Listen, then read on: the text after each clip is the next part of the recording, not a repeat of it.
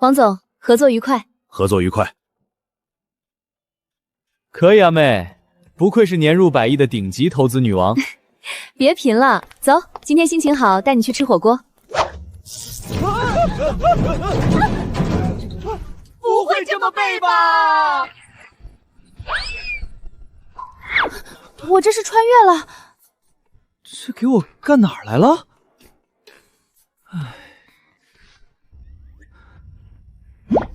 宫斗系统3.0至尊后宫攻略版，宿主已绑定。当前攻略终极目标：大雍皇帝萧绎，冷酷暴君属性。当前好感度-300，主线生死任务1，在3日之内施展无双魅力，成功爬上暴君的龙床，并让其流连忘返。任务失败，剥夺宿主男儿身，打入冷宫。你妹呀！妹呀！妹呀！老子要被淹了！你看看这个，宿主攻略终极目标：大雍皇帝萧绎，当前好感度-300。主线生死任务1，在3日之内施展无双魅力，成功爬上暴君的龙床，并让其流连忘返。哥，你他妈是男的？我他妈知道我是男的，可系统它好像没识别对性别啊！你翻翻你的手，万一你也有呢？恭喜宿主成功绑定败家系统，终极任务：败光贪官爹所有贪墨的钱财，奖励兄妹2人共同完成任务，便可以回到原世界。败家？给你的是败家，给我的是宫斗爬龙床。妹呀，咱俩的系统是不是绑反了？我可是现代顶级的投资天才，碰什么什么涨。现在系统竟然让我去败家，如果我拒绝呢？失败惩罚斩首，且您将无法回到原来的世界，在该世界不入轮回，永垂不朽。行吧，认了。先搞清楚一个事儿，我这便宜爹到底贪了多少？8亿两白银。多少？我爹是河神转世吗？新手友情提示：3天后，皇家监察突击暗访，顾德白贪墨江州10万两水线欢镇资银一事将彻底暴露。届时，顾家将会被抄家灭门，祖坟被刨，请2位宿主尽快提升皇帝好感度，花掉赃银。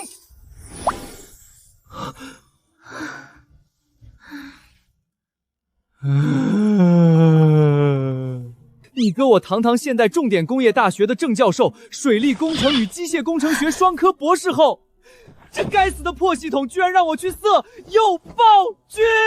哥，那如果你3天后没爬上龙床，失败惩罚是什么？淹了，打入冷宫。我的天啊！顾明月，你有没有良心？你哥都要进冷宫当太监了，你还笑得出来？对不起哥，我真不是故意的。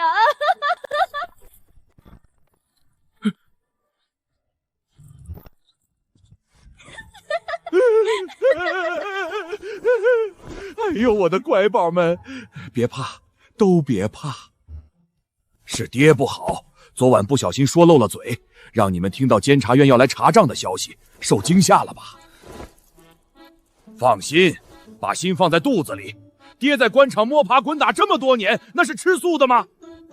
这次江州水患那10万两赈灾银，爹早就连夜让人转移了。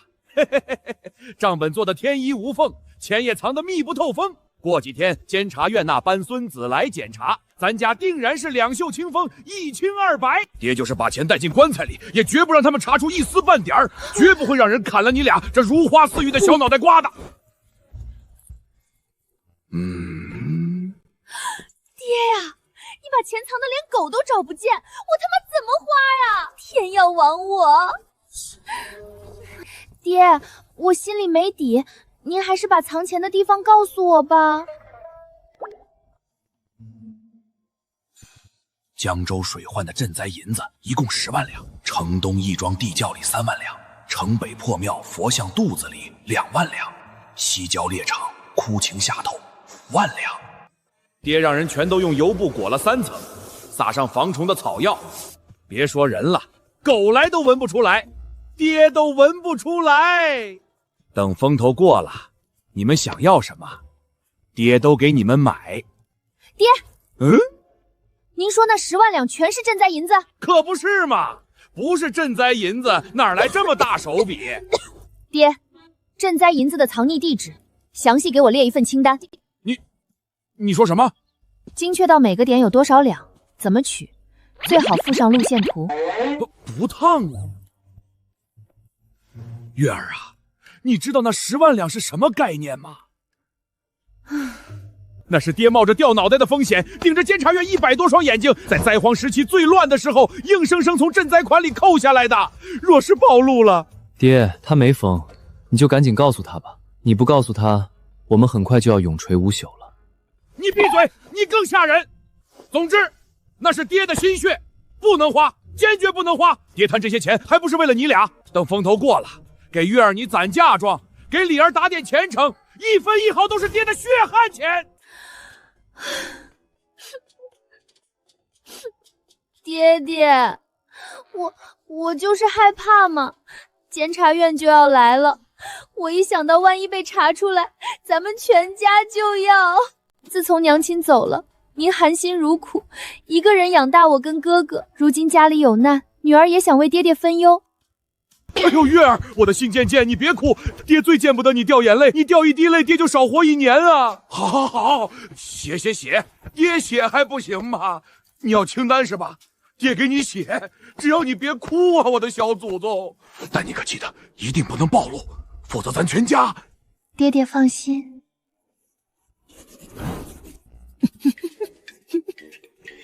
年度最佳表演奖，绝对非你莫属。月儿，这可是爹的心血呀！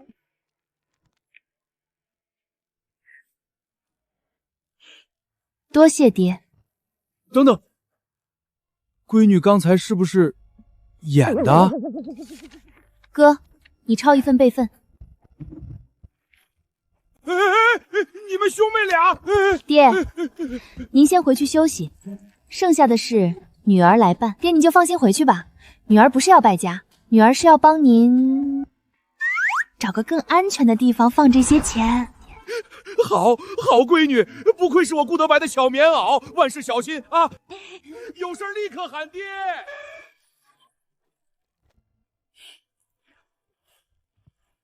哥，过来开会。收到。10万两白银分散藏在城东义庄、城北破庙、西郊猎场3个地点，我必须在3天内把这10万两全部花光。而且按照系统说的，我们必须产生实际交易行为，直接扔河里可不算，也不能把钱花在咱自家身上。没错，如果我们突然买了800亩地加30匹良驹，监察院直接顺着线索摸上来，那不叫花钱，叫自首。所以你需要的是一个巨大且合理的，能快速吞噬大量资金的出口，同时还不能引起任何人怀疑。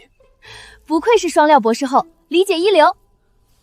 哥，江州那边的灾民现在具体什么情况？江州水患从半月前开始，决堤3处，淹了6个县，朝廷紧急拨了赈灾银30万两，也就是现在塞在佛像肚子里和枯井底下那些，名义上是调往江州安置灾民的，但实际上嘛，1两银子都没到灾民手里。什么意思？从京都到江州的赈灾款，沿途至少经过3道关卡，每道关卡扒一层皮。别人是到了自己管辖范围内就伸手捞一把，咱爹更厉害，他是层层伸手。唉，灾民等不到赈灾款，只能往京都逃。目前已经有数千人聚集在城外，人数每天还在涨。那朝廷管了吗？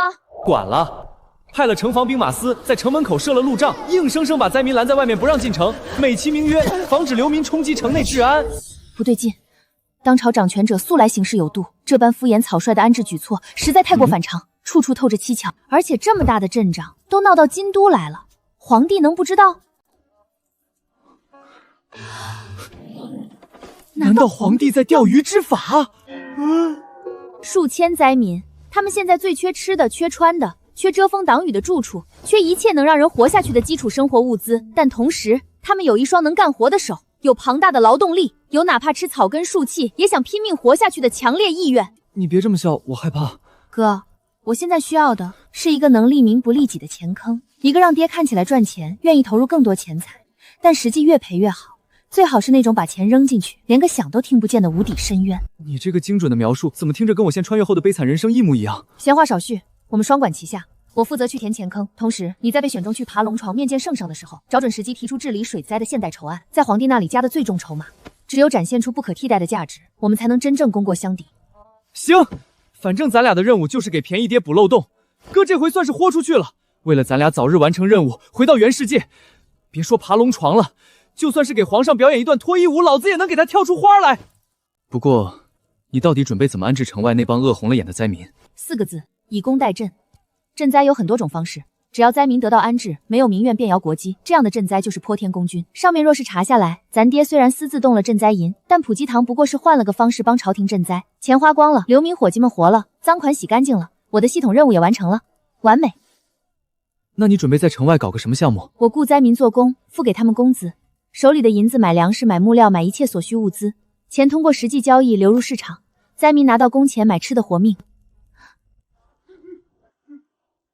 嘘，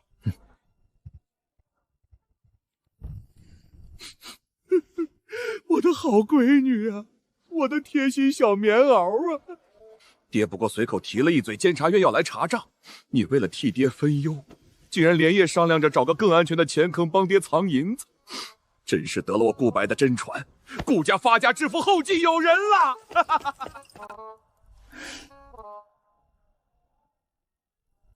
他是不是误会了？不重要，误会有时候也是生产力。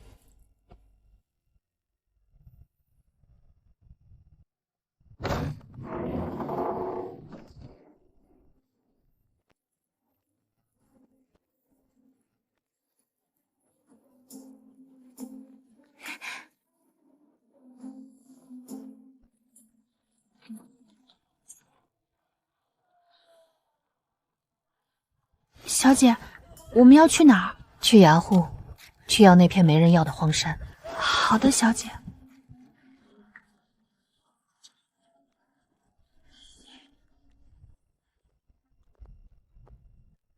你说城西那片地，那地方土质不行，荒了快10年，周围连条像样的路都没有，又挨着灾云营地，最近更没人敢碰。开价多少？荒山加山脚那块平地，一共80亩，官府挂牌价5000两。说实话，姑娘，这价钱都是看在那块地还长了几棵树的面子上，要搁平时3000两都没人接盘。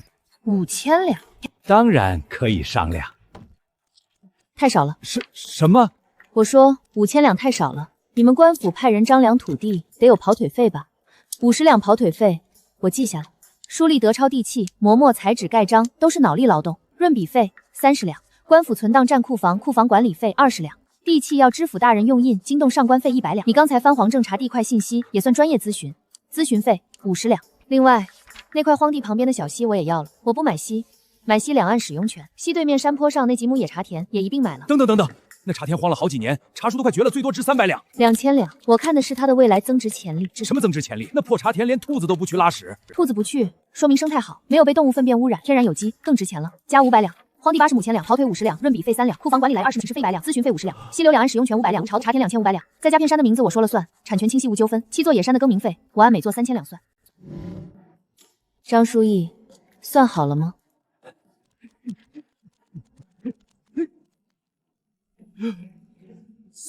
？3万两。姑娘稍坐，您喝茶，好茶，今年的雨前龙井。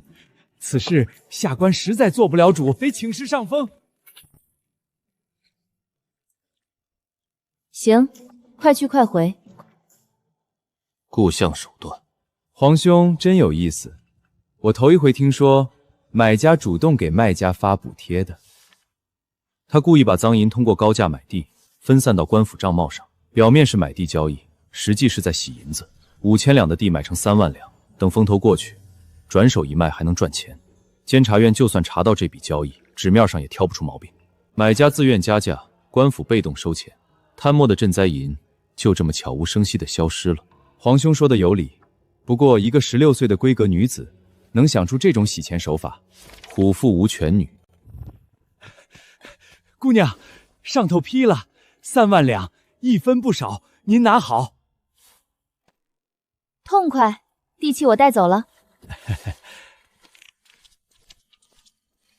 剩余任务金额7万两。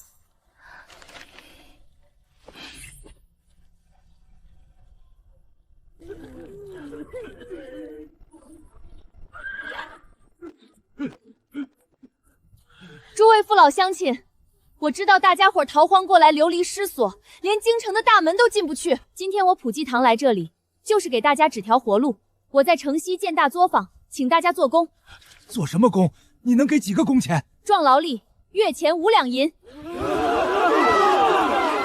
妇人做轻活的，月钱3两；老人孩子做杂活的，月钱2两。只要加入工房，顿顿管饱，逢5加1道荤菜。考虑到大家现在的状况，第1个月工资日结，每天下工当场发放150文。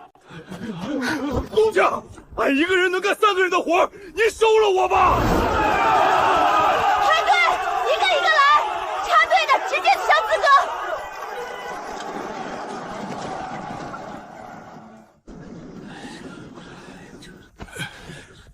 工匠，俺听说你这儿招人，日结150文，俺能应聘不？你这力气，城里那些车行码头怎么没留你？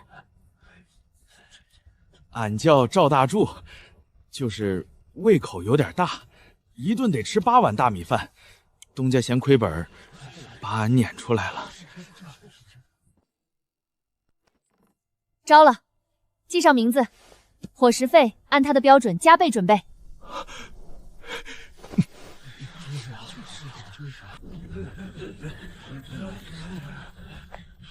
给东家请安。小的燕小六是西城的地头蛇，方圆百里的野狗都认识我。你以前做什么行当的？小的帮人传话望风，偶尔摆个野摊儿，卖点假古董。假古董？招了。脑子灵活，口才好，以后你就是普济堂的采购员，专门负责去市场上用最贵的价格帮我买材料。东家，您是小的这辈子遇到的第一个欣赏俺才华的人，小的以后赴汤蹈火在所不辞。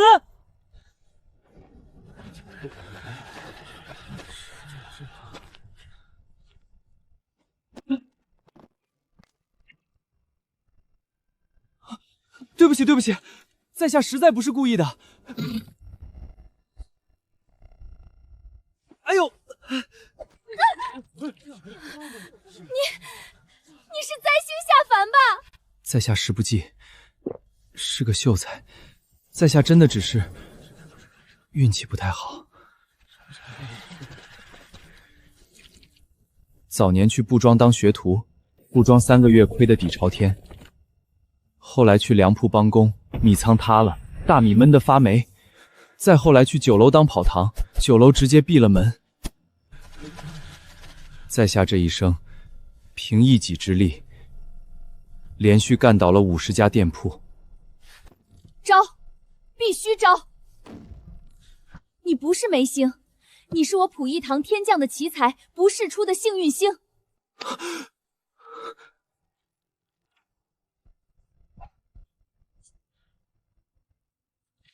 从今天起，你就是普济堂荒山大掌柜，月钱10两。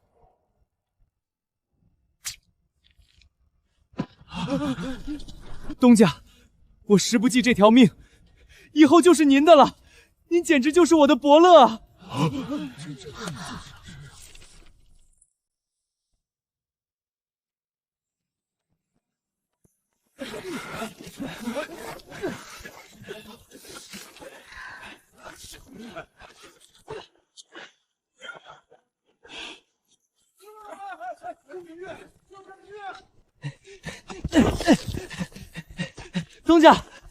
东家，您看啊，您看这是啥？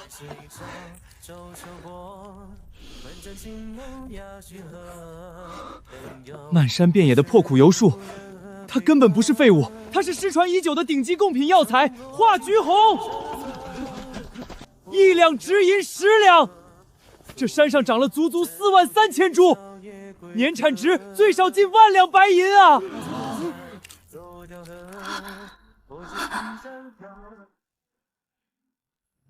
东家真是做生意的绝世奇才，买下这破黄山，竟然买到一座不世金山！恭喜宿主，预估年产值近100万两。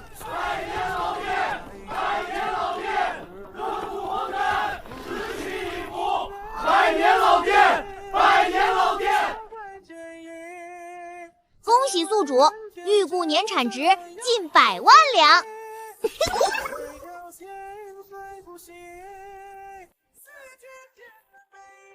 不好了，不好了！东家，不好了！监察院带刀的黑衣官爷已经把咱工地山口全封死了。什么？快带我去看看！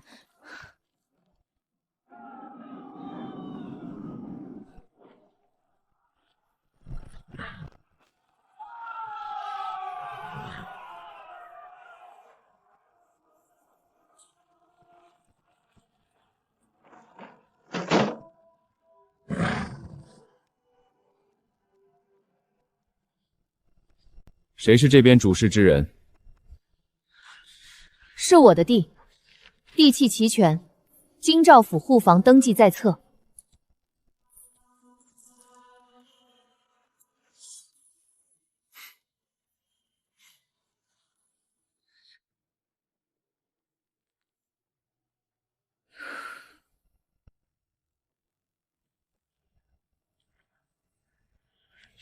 姑娘好大的手笔，3万两买一座荒山，1500号人包吃包住，月钱5两。姑娘家底殷实得很啊！这地、这山、这上千号人，全靠顾姑娘一个人的银子。本王倒是真有些好奇，顾姑娘一个人的闺阁私房，竟能殷实到如此地步。殿下，普天之下莫非王土，这地是朝廷的地，这山是大庸的山，流民伙计们更是陛下的子民。我花的每1两银子都会花到他该去的地方，百姓稳定，天下稳定。只要能为陛下分忧，这银子是女儿家的私房，还是相府的体面，又有什么要紧的呢？殿下觉得周全吗？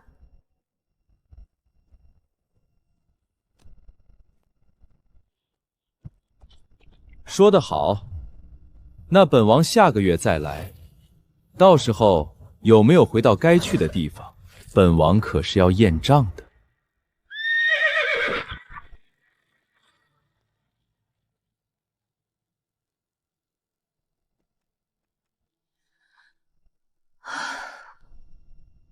宿主注意，距离任务截止还有2天零10小时哦。当前已花费51000两，剩余49000两。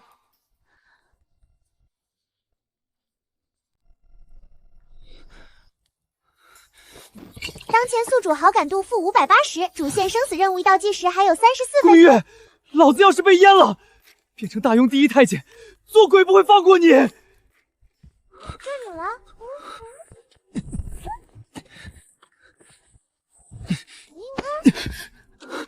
哥，你冷静，好感度怎么又跌了？老爹在外面打个喷嚏，仇恨值全算在老子一个人头上。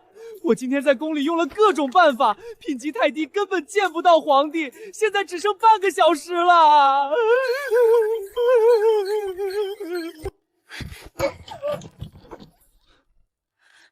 哥，今夜正巧轮到你翰林院值夜，冲进御寝殿，横竖都是一死，不如拼了！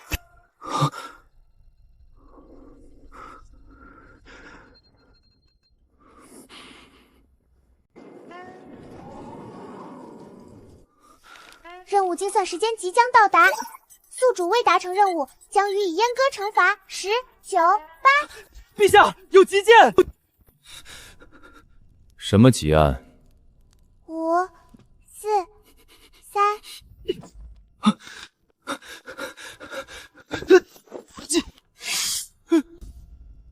倒计时暂停，宿主恭喜你保住了，耶你个大头鬼，这可是龙床啊！陛下饶命！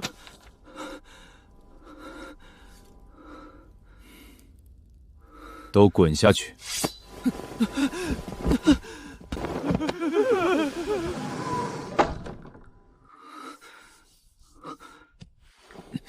爬朕的床干什么？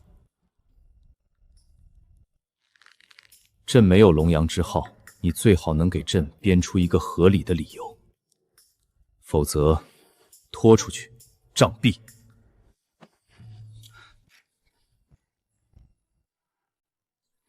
宿主加油哦！陛下，臣想找您讲讲都江堰的原理。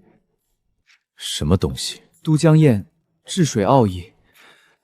臣昨夜梦见一位仙人，说只要臣坐上您的龙榻，便能将治理天下水患的最高奥义传授给陛下。哼！天下水利均有治理之法。鱼嘴分水，飞沙堰一洪，保喉口引水，三位一体。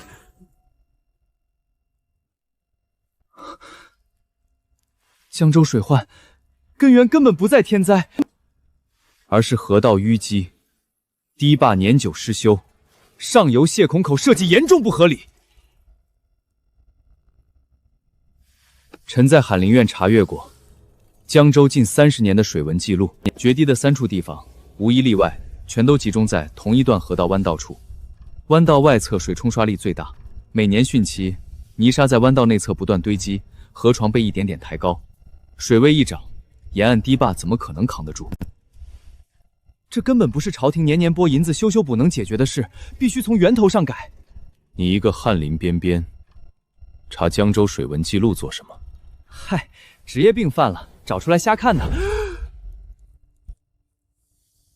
最主要还是臣对工程技术感兴趣，臣读书时研究过不少古籍中的水利工程案例。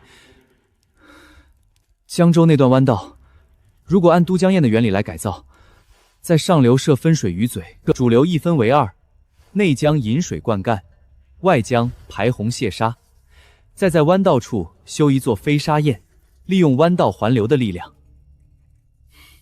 弯道环流会产生螺旋形水流运动，表层水流向弯道外侧，底层水流向内侧，泥沙沙随底层水流被带到内侧的飞沙堰，再从堰顶溢出排走。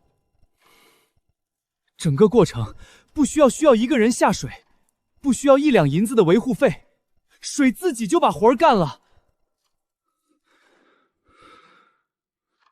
继续说。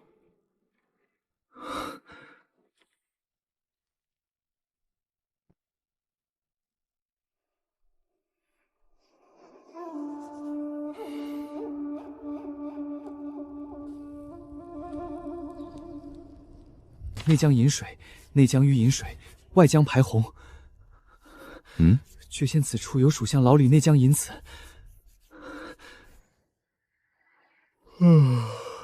今天就到这儿。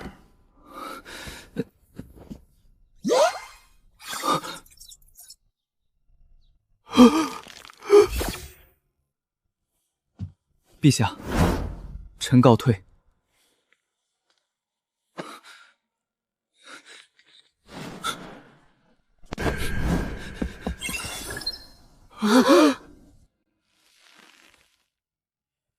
明晚让那个姓顾的翰林继续来值夜。是。陛下，那厮轻薄于您，杀吗？飞沙堰，弯道环流，这个顾名里有些东西，暂时不能杀。今夜准备了什么秘籍？灵渠，还是郑国渠后续？宿主，这次宫斗任务是才艺展示，失败的惩罚阉割哦，是不是听着就透心凉了呢？倒计时5分钟开始了哦，宿主加油！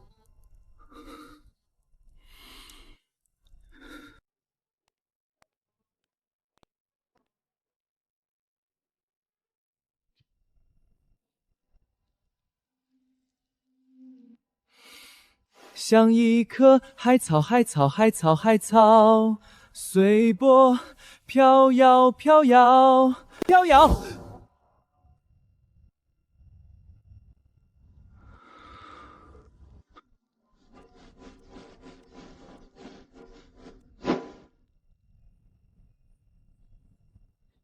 擦玻璃，擦玻璃，擦玻璃。叮！恭喜宿主完成本次宫斗任务，为皇帝跳一支惊艳的舞。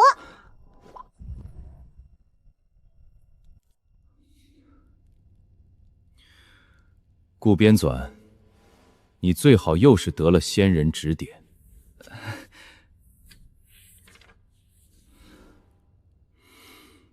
停！回陛下，确实是仙人指点。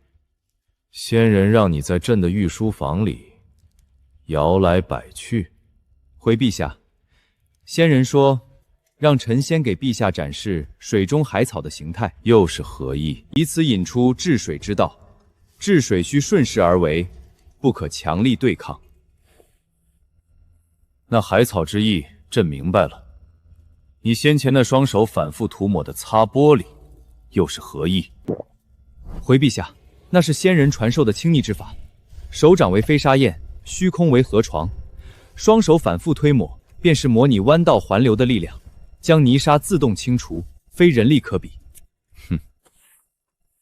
臣自请带领工部前往江州，实地治理水患。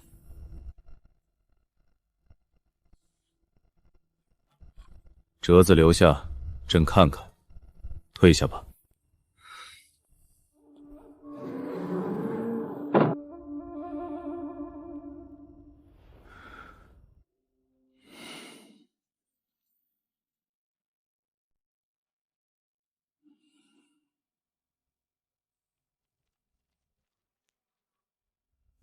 顾明礼，你在翰林院修了3年书，去过江州几次？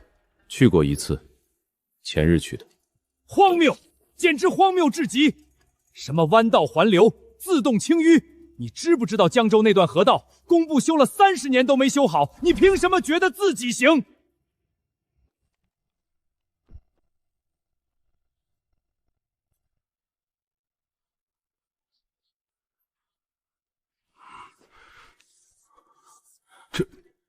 这是何物？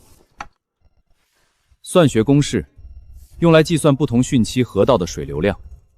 周大人，工部30年没修好的堤，不是因为江州匠人不行。你狂妄！是你们的技术不行，算法从一开始就没跟上。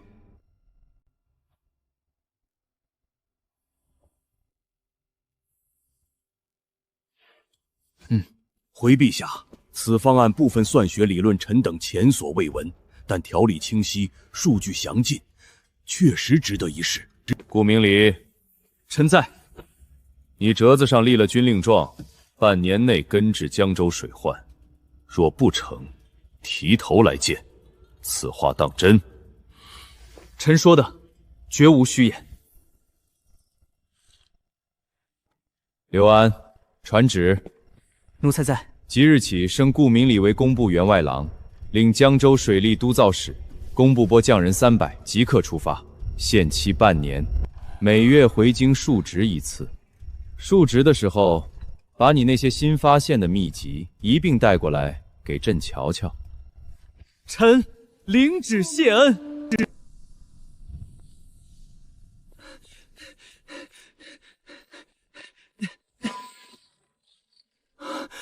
明月，批了！暴君不仅没把我拖出去杖毙，还直接给我升了官，让工部拨了300匠人随我一同去江州治水。看来你这海草舞和擦玻璃没白跳，好歹是把治水大权握在手里了。至少老爹新摊的10万两，有地方名正言顺的花出去了。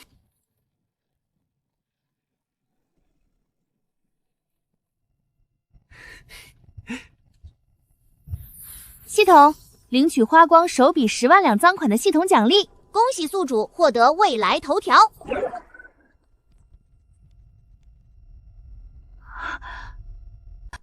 又向顾德白于一平肆虐期间贪墨巨额药材专款，致使大批百姓无药可治，横死街头。龙颜震怒，下旨彻查。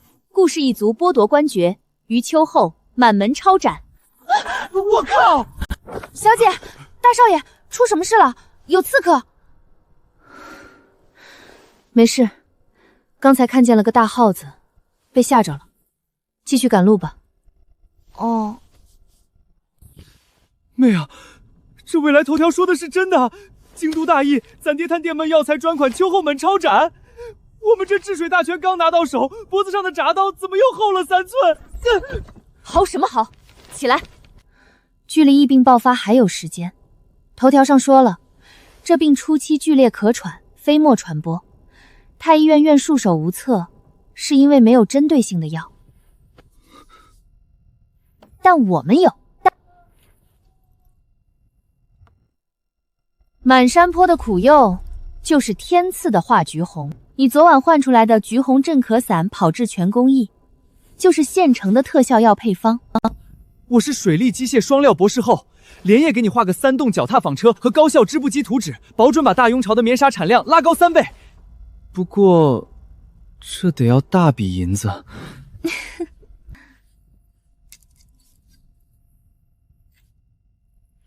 银子的事，交给我。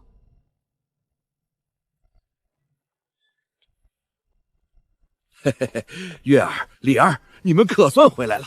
爹今天又发了大财，江州治水那笔银子，工部那帮工匠做账漏了底，爹顺手又悄悄结了10万两出来，来给你当零花钱。丁，检测到宿主家庭新增巨额赃财，当前剩余带花赃银累计升级为14.9万两，请在30天内合理合法花光，否则予以斩首。爹，带您去视察我们普济堂的金山项目。挺好，这荒山绿化挺好，就是花3万两买，是不是略微奢侈了点儿？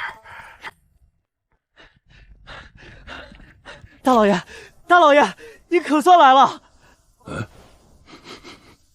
这根本不是破柚子，这是失传已久的顶级贡药——化橘红，1两，值银10两。咱们这山上有43000株苦柚树，年产柑橘红6万斤以上，折合白银最少96万两。多少？96万两。不仅如此，爹，女儿已经跟营造行签了契书，全部厂房都用最顶级的金丝楠木当梁柱，还要定制50口青铜蒸锅。这叫品牌溢价。等药做出来，咱们卖什么价，那帮药商就得给什么价。不过，女儿手里的银子见底了。拿去折腾，爹支持你。不过你这么大摊子，没专业账房可不行。爹把府里最得力的4个私账房给你调过来。多谢爹。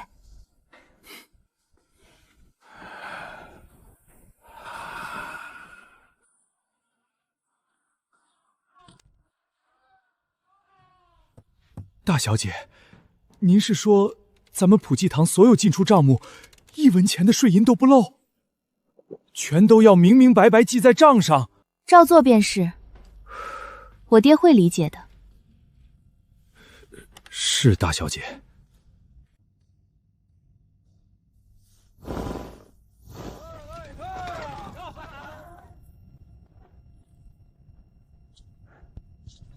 哥，图纸画的怎么样了？咱们该准备动身去江州了。3D 脚踏纺车，大功告成。这玩意儿，传动比和曲柄连杆结构是我重新计算过的，比大雍现有的单地纺车效率起码翻3倍。只要找个手艺过得去的木匠，3、5天就能把样机试出来。到时候织出的密腹布做成防护口罩，防范疫病，绝对是降维打击。东家，出事了！说，咱们普济堂招工待遇太好，包吃包住月前5两的消息，不知道怎么传到了江州。这会儿官道上黑压压一片，足足有上千号江州灾民正往京城这边涌。咱们西郊荒山的工地可塞不下这么多人了，不能让他们进京，必须在江州截留。哥，你刚接了江州治水的差事，工部那300匠人也要出发，我们直接以工代征，回江州设厂，把这批难民引回去。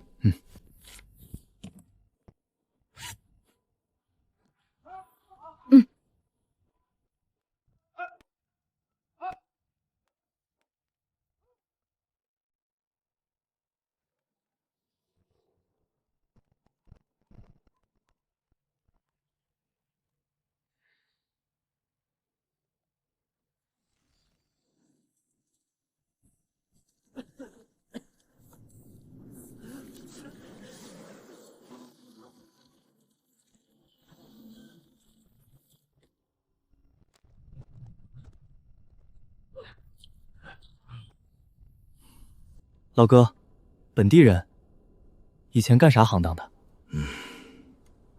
给人上门做烤鸭的。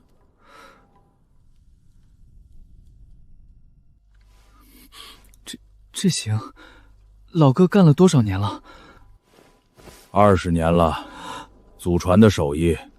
我爹以前也是干这个的。那老哥平时接客多吗？多啊，怎么不多？一天少说接上100个，都是提前预约，排着队等我上门干呢。哎，不过现在大水一闹，都没人点我了，闲得我骨头疼。哥，你脑子里装的都是什么黄色肥物？人家是厨子，做烤鸭的。怎么着？瞧不起厨子啊？我陈三刀做鸭一绝，在江州城也是响当当的名号。就是以前自己养鸭总是赔钱，入不敷出，这才不得不把店关了。老哥，这店我盘了，从今天起，你就是普益堂江州分站家事业部的大掌柜。东家，您盘着破店干啥？现在江州百姓连饭都吃不上，谁吃得起烤鸭呀？不卖烤鸭，我要你带着江州百姓大规模养鸭子。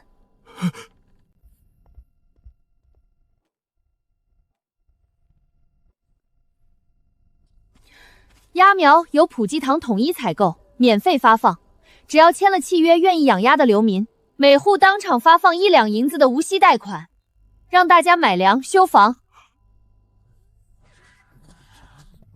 等鸭子养成，普济堂按市场最高价回收，回收的银子再慢慢抵扣那1两银子贷款。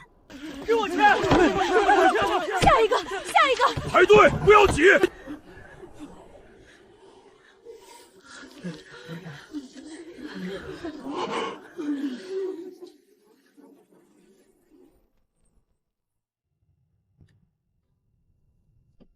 叮咚，新任务发布。任务内容：1个月后皇帝寿辰，为皇帝送上一份亲手准备的贺礼，要求让皇帝眼前一亮。任务奖励：好感度加10，完成期限30天，失败惩罚好感度俸500点。友情提示：宿主当前好感度为俸570，累计跌至500、1000，将直接触发御前障壁结局。妹啊，你快帮我想想办法！这受理任务简直是要我的命，失败扣500点好感值，我负570的底子，扣完直接负1070。狗皇帝寿宴当天，我就得被当场抬出去喂狗了。哥，你急什么？你上次在御书房跳海草舞，加擦玻璃，把那狗皇帝惊艳的够呛。任务奖励你领了没有？我操，我给忘了，当时光顾着下半身保卫战，把这茬给落下了。这是智能导航地图。哥，这不就是现成的寿礼吗？用你的现代工程画法，把江州水文地质的3维透视局部图画下来，做成一幅大庸水利江山图，送给皇上。对啊，这玩意儿逼格极高，工部那帮连算术都整不明白的老头子，这辈子都没见过这种立体图，绝对能让暴君眼前一亮。最关键的是，完全不影响你败家。用系统的卦来白嫖皇帝，不愧是你啊，妹啊！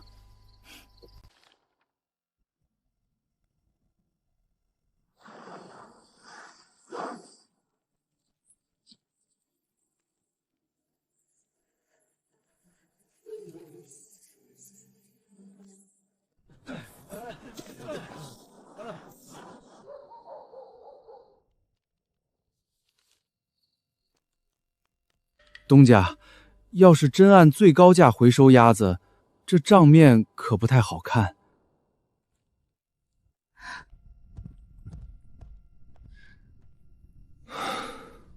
哥，你这是勘测地形被泥石流冲了？妹，咱们还是去买2副上好的棺材吧。怎么回事？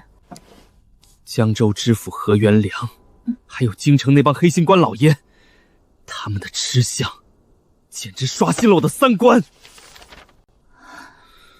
朝廷名义上拨了20万两治水专宽，户部以调拨损耗为由扣了3万两，工部以器械浊旧为名结了4万两。到了江州，知府何元郎最狠，大笔一挥，以地方行政协调费的名义，直接扣了5万两。20万两银子，还没见着一块低巴石头，层层扒皮下来，到我手里只剩8万两。8万两要修5个县的溃口，防汛期马上就到，这工程要是烂尾，皇上直接能在工地上把我绞了。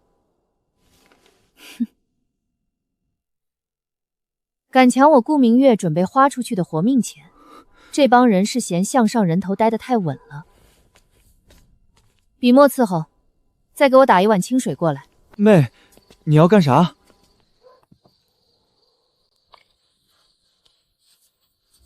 写家书。爹爹见字如面，哥哥在江州治水，受尽地方官吏欺凌，何大人克扣银两，只剩8万。江州大水未退，百废待兴，哥哥愁得日夜咳血，说若汛期决堤，便要提头去见陛下。女儿在江州心疼不已，却苦于无权无势，只能陪着哥哥在江州桥底要饭度日。思及阿母在天之灵，更是痛心疾首。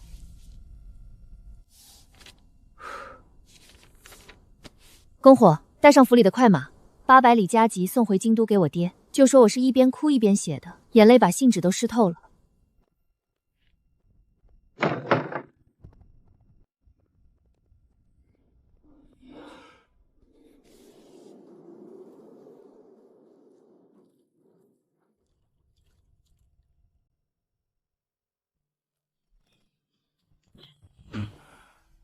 老爷，是小姐从江州送来的急信。公伙说，小姐哭着写的。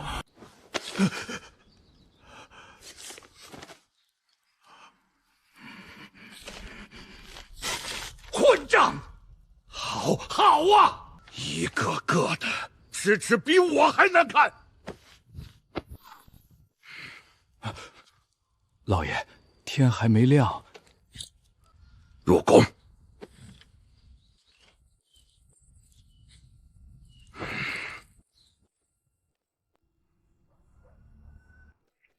开门，快开门！顾大人，顾大小姐，何某求见。何大人，深更半夜有何贵干？顾大小姐，顾大人，下官该死，是下官衙里的主报办事糊涂，前日拨付的治水银两账目出了些许小小的纰漏，下官连夜重新查验，这不立刻把银子送过来了。12万两银子，一文都不少，全在这里了。下官该死，下官这就回去，把那糊涂主报撤职查处，还请顾大人、顾大小姐在右相大人面前美言几句啊！妹，咱爹这是在京城把天给掀了。何大人说哪里话？既然是账目疏漏，查清了便好。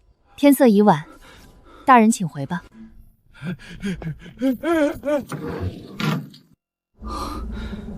12万两，这下治水的本钱算是齐了。钱齐了是好事，但接下来我们得想想怎么把这笔巨款，在不引起暴君怀疑的前提下，合理合法全部亏出去。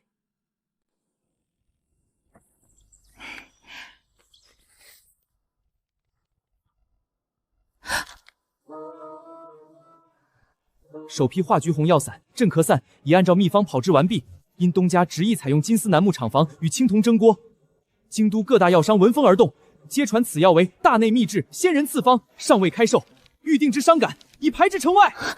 首批订单预估纯利润20万两白银。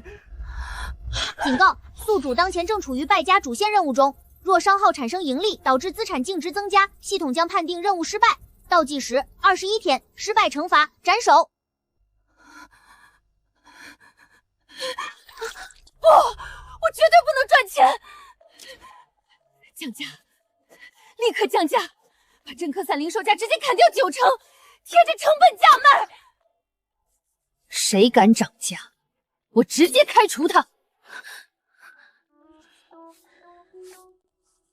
员工福利不够，全部涨薪。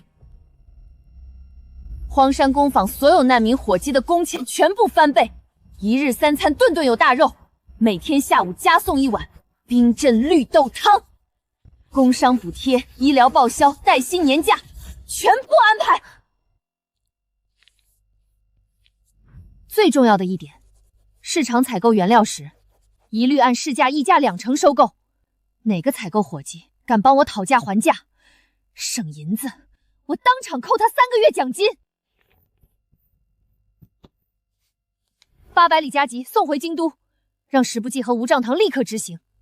月底账面上敢多出1个同保的利润，我唯他们是问。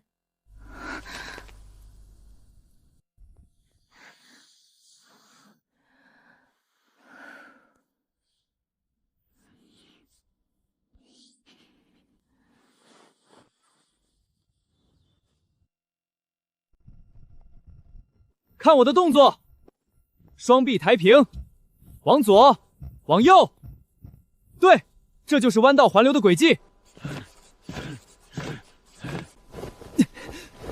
大坝审慎层的抛石角度，必须跟着这个节奏来。来，大家跟我一起动，海草，海草，随波飘摇，海草，海草，随波飘摇。大小姐，今日采买食料，小的给您省了3两银子。谁让你省那3两银子？立刻给我花出去！海草，海草！无账堂，你不要给老娘省钱！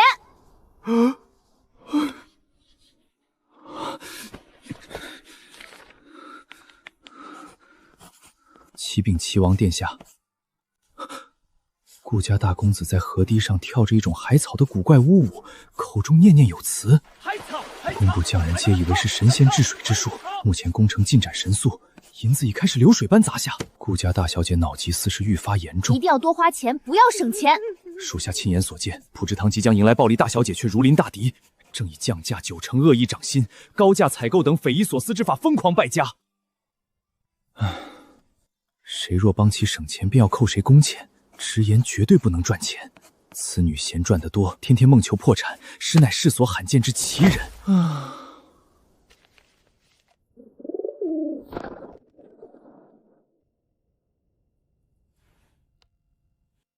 监察院已查实顾德白贪墨的证据，数额之大，足以满门抄斩。您布局多年，为何迟迟不动手？老四，你觉得杀了顾德白，朝堂会怎样？不过是换另一个人坐在那个位置上，3年之内变成下一个顾德白。杀一个贪官，治标不治本。但他那一双儿女，倒是有些意思。哦，顾家丫头拿着他爹贪墨的赃银，在江州给灾民发银子分秧苗，把朝廷没做成的赈灾办得漂漂亮亮。那顾明礼成天缩在翰林院，却对分水余泽、弯道环流这等治水之法如数家珍。听闻顾明礼为了自请治水，第一次当值便爬上了皇兄的龙床，在床头讲了1夜的都江堰。信不信不重要，他有治水之才，他妹妹有经商之脑，留着他们替朕办事，比砍了顾德白更有用。陛下，齐王殿下，江州密信。